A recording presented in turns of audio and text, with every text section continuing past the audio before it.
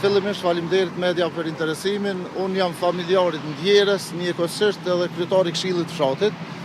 Dua t'ju njoftoj se siç po qarkullojnë do informata nuk janë burrë grue, ndërsa kjo familjarja jonë është që ka ndru jetë sot dhe ai para një kohë ka qenë punëtore e tyre me gjithë bashkëshortin, por rrethonat se çysh ka ardhur deri te vrasja nuk i dim asnjë si familja. Andaj kërkoj edhe nga ju mediat që mos të dhojmë ndonjë prononcim që nuk është ndonjë fakt që nuk ekziston dhe kërkoj mirë kuptimin e juaj që familjarët mos t'i shqetësojnë më shumë.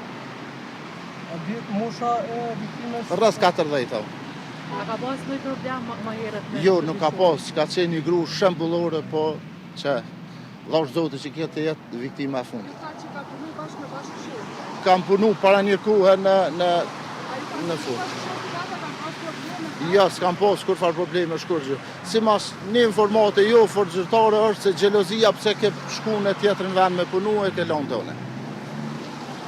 Që kjo është, andaj po kërkoj për juve që në mirë kuptim që mos del diçka se nuk janë bashkëshort, po kjo ka qenë realiteti. A mund të shakun në vendjavën? Të viktimës? Jo, to qyën. Nezmi Aradinaj. Nezmi Tamen, Rahim Ajeti. Faleminderit. Rahim Ajeti.